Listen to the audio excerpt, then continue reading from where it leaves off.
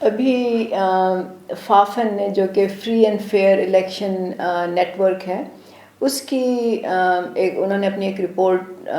جاری کی ہے، جس کے مطابق انہوں نے یہ کہا ہے کہ ابھی جو ضمنی الیکشن ہوئے تھے 16 اکتوبر کو، جس میں کہ 11 حلقوں پہ MNA مطلب نیشنل اور صوبائی اسمبلی ملا کے 11 حلقے تھے، اس میں انہوں نے کہا ہے کہ 70 پولنگ اسٹیشن ایسے تھے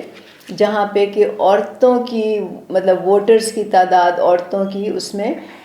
10% سے کم تھی۔ اس میں جو انہوں نے حلقے جن کا ذکر کیا ہے اس میں 43 جو پولنگ اسٹیشنز تھے وہ NA 239 پشاور سے تھے، 9 پولنگ اسٹیشن NA 24 چارسدہ سے تھے، 3 پولنگ اسٹیشن NA 22 مردان سے تھے، 17 پولنگ اسٹیشنز NA 239 کورنگی سے تھے کراچی میں، اور 2 پولنگ اسٹیشن جو تھے وہ NA 237 ملیر سے تھے جو کہ کراچی میں ہے۔ تو اس کا مطلب ہے کہ پشاور مطلب KP میں پشاور، چارسدہ، مردان اور سندھ میں کراچی میں یہ 70 پولنگ اسٹیشنز تھے جس میں کہ عورتوں کی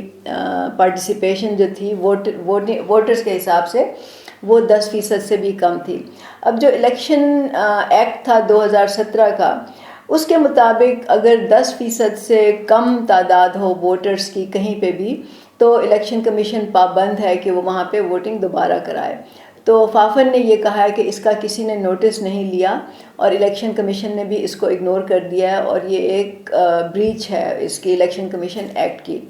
اور یہ بالکل صحیح ہے۔ اچھا، میرا اس پہ تبصرہ یہ ہے کہ نمبر 1، ایک تو 10% کی شرح پہلے ہی بہت کم ہے، مطلب عورتیں اس ملک کی آبادی میں 50% ہیں، تو 10% کی شرح بہت کم ہے۔ چلے اگر ہم اس کو اپنے موروثی حالات کے مطابق دیکھتے ہوئے اس کو تھوڑا سا کم کر لیں، پھر بھی کم از کم 30-35 تو ہونی ہی چاہیے۔ تو ایک تو یہ بات ہے۔ دوسری بات جو بہت ہی امپورٹنٹ ہے وہ یہ کہ عورتوں کا سیاست میں حصہ لینا اتنا ہی امپورٹنٹ ہے جتنا مردوں کا ہے، اور یہ صرف میں ہمیشہ الیکشن کے بارے میں یا جمہوریت کے بارے میں یہ کہتی ہوں کہ صرف ووٹ کر کے یہ آپ اس کو جمہوریت نہیں کہہ سکتے، اس میں آپ کو الیکشن میں حصہ لینے کا بھی آپ کے سامنے راستہ کھلا ہونا چاہیے، آپ کو حق ہونا چاہیے، آپ کی کیپیسٹی ہونی چاہیے۔ تو اسی طرح عورتوں کو بھی الیکشن میں حصہ لینے کے لیے ان کے سامنے بھی دروازے کھلے ہونے چاہیے۔ تو اب آف کورس ایسا نہیں ہے، اور جو مجھے بہت ہی ایک افسوسناک بات لگتی ہے کہ عمران خان نے اور PTI نے جس طرح سے ان کے جلسوں میں کم از کم عورتوں کو پورٹرے کیا گیا ہے، اور جو سوشل میڈیا پہ ویڈیوز آتی ہیں جس طرح کے ہم مطلب بیہیویئر دیکھتے ہیں، اس سے عورتوں کو بہت ہی نقصان پہنچا ہے۔ مجھے نہیں معلوم کہ PTI میں کتنے فیصد عورتیں ہیں جو اس طرح کی ہیں، کیونکہ ظاہر ہے کہ سوشل میڈیا پہ اس طرح کی چیزوں کو بڑھا چڑھا کے بتایا جاتا ہے کہ وہ اس طرح ہیں، یا سیریس پارٹیسپیشن جو ہے وہ ان کی PTI میں کتنی ہے عورتوں کی۔ لیکن اس پورے جو PTI نے ایک سلسلہ شروع کیا ہے ان کے جلسوں میں جس طرح سے دکھاتے ہیں، اس سے میرا خیال ہے کہ عورتوں کو بہت نقصان پہنچا ہے۔ بہت سی عورتیں خود ہی ڈر گئی ہیں اس سے کہ وہ سیاست میں نہیں آنا چاہتی، بہت سو کے خاندان، ان کے فیملیز، رشتہ دار وغیرہ جو ہیں وہ پیچھے ہٹ گئے ہیں۔ تو اس طرح ہم کئی دہائیاں پیچھے چلے گئے ہیں۔ تو یہ ایسے ملک میں جہاں عورتوں کا حصہ پہلے ہی بہت کم ہے، مطلب معیشت میں بہت کم ہے، پبلک سپیس میں ان کی جگہ نہیں ہے، تعلیم میں وہ پیچھے ہیں، جابز میں اکنامک پارٹیسپیشن ان کی بہت ہی کم ہے،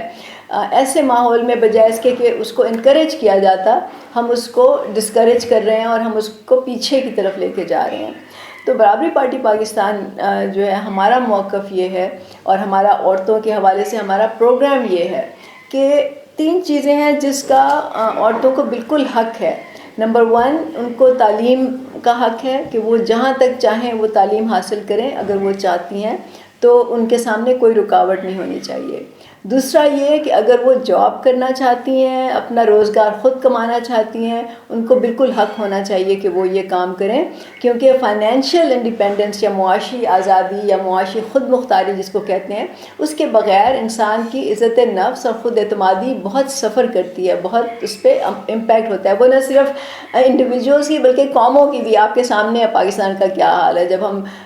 بالکل ہی کیا کہتے ہیں بینکرپٹ ہو جاتے ہیں تو دنیا میں ہمارا کیا مقام رہ جاتا ہے۔ اسی طرح افراد کا بھی ہوتا ہے، عورتوں کو حق ہے کہ وہ خود فائنینشلی وہ انڈیپینڈنٹ ہو۔ اور تیسرا یہ کہ ریاست کی اب اس میں کیا ذمہ داری ہے۔ ریاست کی ذمہ داری ہے ایک تو یہ کہ ان کے لیے یہ تمام مواقع جو ہے وہ اوپن کرے اور وہ کھلے رکھے، ان کے سامنے راستے کھلے ہوں۔ دوسرا یہ کہ اس کے لیے وہ ایسے ماحول اور حالات سازگار پیدا کرے جو کہ برابری پارٹی کرے گی جب بھی وہ انشاءاللہ پاور میں آئے گی، وہ یہ کہ ان کے لیے ٹرانسپورٹ ہونی چاہیے، ٹرانسپورٹ سیف ٹرانسپورٹ ہو، کمفرٹیبل ہو،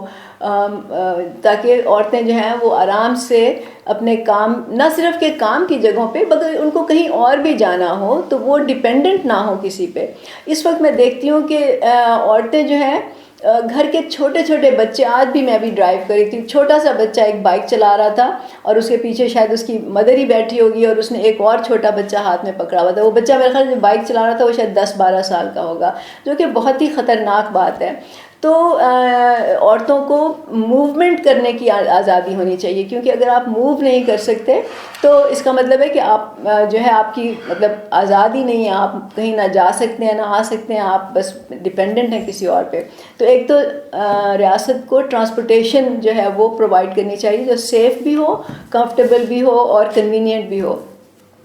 اس کے علاوہ ان کی صحت کا خاص انتظام ہونا چاہیے۔ ظاہر ہے کہ صحت ایک بنیادی حق ہے، ہر شخص کا حق ہے، ہر شہری کا حق ہے۔ عورتوں کے جو صحت کے مسائل ہوتے ہیں وہ تھوڑے سے مختلف ہوتے ہیں مردوں سے، اور نہ صرف یہ کہ وہ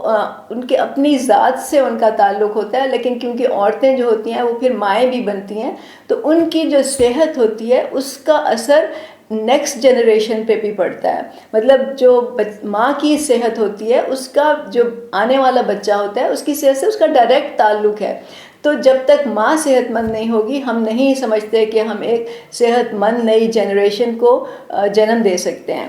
تو صحت بہت امپورٹنٹ ہے۔ پھر اس کے لیے جو عورتیں جاب کرنا چاہتی ہیں یا روزگار اپنا خود وہ کرنا چاہتی ہیں، ان کے لیے تھوڑا بہت یہ ہو کہ ان کو چائلڈ کیئر کی فیسلٹی ہو، اور یہ ریاست ان کو پرووائڈ کرے کہ ان کے بچے جو ہیں اگر وہ چھوٹے ہیں تو ان کو سیف انوائرمنٹ ہو جس میں کہ وہ کمفرٹیبلی ان کو چھوڑ کے تو وہ اپنا کام کریں، اور اس کے بعد پھر وہ جو بچے ہیں ان کا خیال رکھا جائے۔ اور یہ بہت سے ملکوں میں ایسے ہے، یہ لاز ہیں ایکچولی کہ جو بڑی کارپوریشنز ہیں، جو بڑے بڑے ادارے ہیں، وہاں ان اداروں کے اندر ہی ڈے کیئر سینٹر ہوتے ہیں تاکہ مائیں آئیں کام پہ، بچوں کو وہاں پہ چھوڑیں، خود اپنا کام کریں، جاتے وقت بچوں کو پک کر لیں اور وہاں پہ ان کے کھیل کے، ان کے انٹرٹینمنٹ کے، ان کے ایون ان کے چھوٹے بچوں کو تھوڑا بہت پڑھانے کے سکھانے کے بھی وہاں پہ ذرائع موجود ہوتے ہیں۔ تو یہ ایک بہت ضروری ہے۔ اور اس کے علاوہ جو ایک اور ہے کہ جب عورتیں جب بچہ پیدا ہوتا ہے تو عورتوں کو میٹرنٹی لیو چاہیے ہوتی ہے تاکہ ان کا جاب جو ہے وہ کمپرومائز نہ ہو۔ تو اگر کوئی عورت پریگننٹ ہے اور وہ بچہ اس کا پیدا ہوتا ہے تو اس کے بعد اس کو 6 مہینے تک، سال تک اس کا جاب سیکیور ہونا چاہیے، اور اس کو اس کی جو اجرت ہے، جو اس کی سیلری ہے، وہ اگر 100% نہیں تو کم از کم اس کا ایک حصہ اس کو ملتے رہنا چاہیے۔ اور یہ نہیں ہو کہ وہ جب بچہ تھوڑا سا اپنے مطلب وہ چھوڑ کے جانے کے قابل ہو تو اس کا وہ جاب ہی ختم ہو چکا ہے، مطلب جاب سیکیورٹی نہ ہو اس کے پاس۔